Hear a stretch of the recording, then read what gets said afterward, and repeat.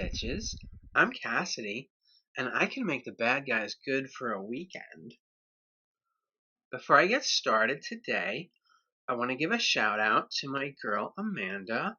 Love you, babe.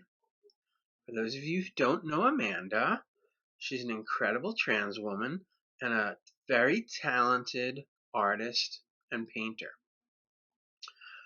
Pretty soon, we're going to have some of her work available for purchase, and she also does commission work. So if you have something that you'd like painted or created, send me a message. And definitely everyone go follow her on Twitter at Amanda Beth Hulk 2, and I will leave the link to her account in the description.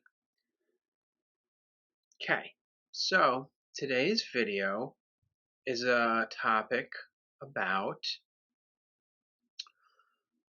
surgery and body modification and things of that nature. Sometimes we call it SRS, which stands for sexual reassignment surgery. Sounds pretty archaic, but that's one of the names used. I've heard it called GRC, gender reaffirming surgery, which doesn't start with a C. And that's sounds happier, but it's like really the same thing. So, I mean, I guess it doesn't really matter what you call it. It's when somebody has some sort of body dysmorphia, which means they can't relate or they feel uncomfortable with certain aspects of their bodies, such as transgender people, and that's when they would possibly get those surgeries. Now, some people can't afford surgery, some people don't want surgery, and those are all valid decisions. Nobody can make that decision for anybody but themselves.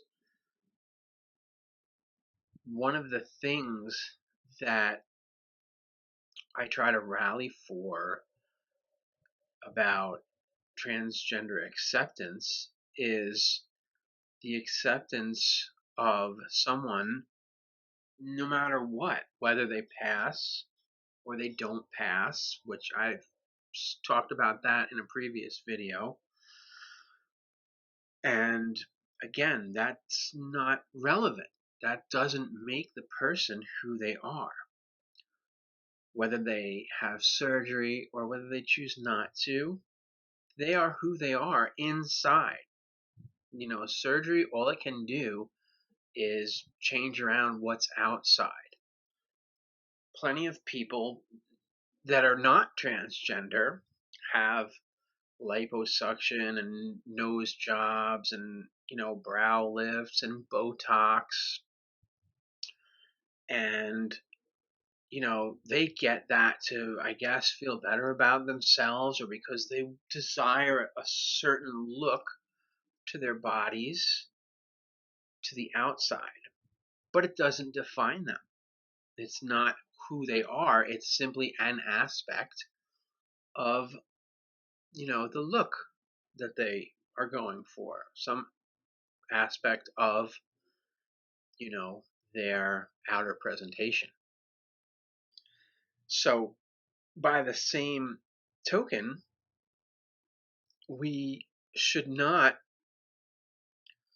base a transgender person's genuineness or transness, that's not a word, but I don't care, on what their genitals are or aren't, whether they have surgery or not. Now, it's not just non-transgender people, but also in the transgender community.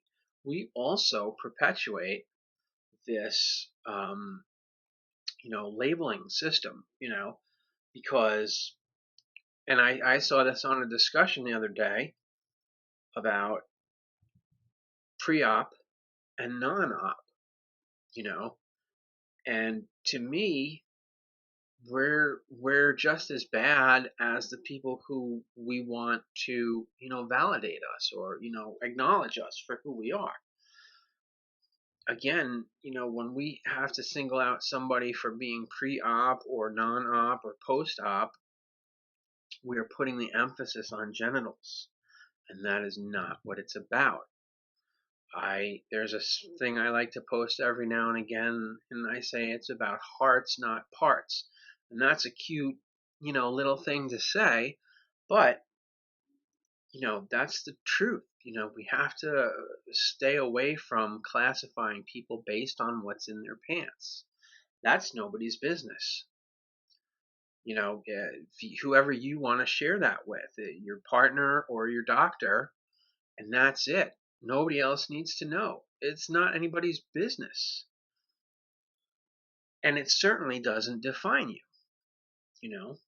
So I think that we as a community should rally together and start getting rid of labels and stereotypes like that on our own. Because if we want the rest of the world or society to treat us or look at us in a certain way, well, we got to be unified in the way we look at ourselves. We got to be, of one mind. We can't be singling people out or saying somebody in our community is not trans enough or, be questioning.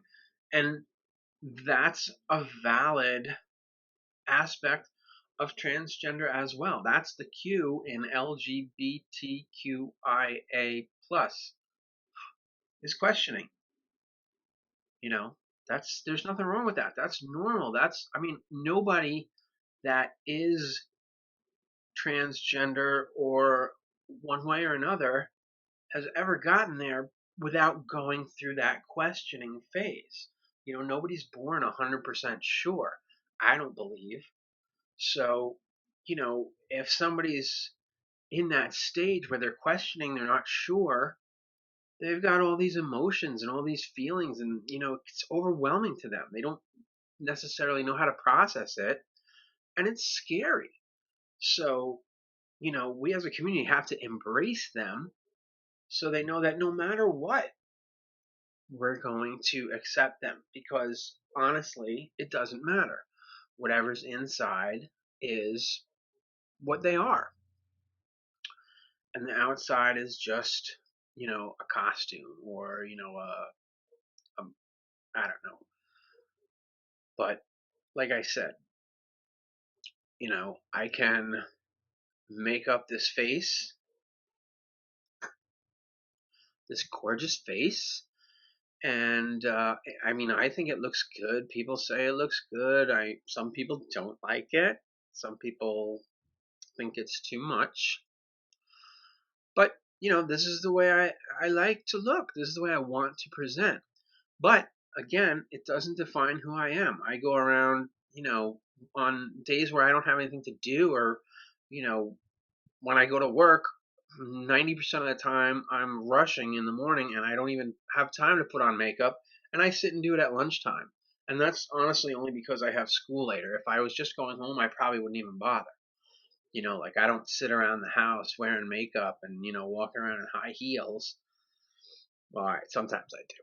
But again, that's just one aspect of my personality. That's just one side of how I present. It has nothing to do with me or who I am inside. It does in the way that that's the look I like to go for.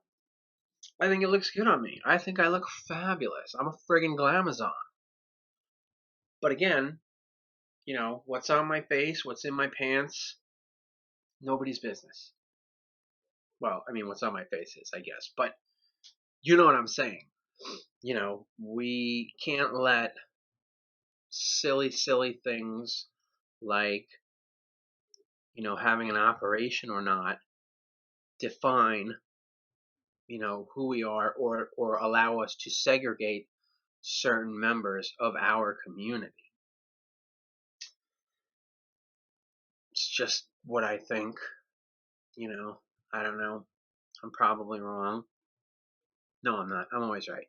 Anyway, that's all I got for today. I'd like to hear your thoughts on the subject, and any experiences. I know there have been, some people have dealt with this same issue.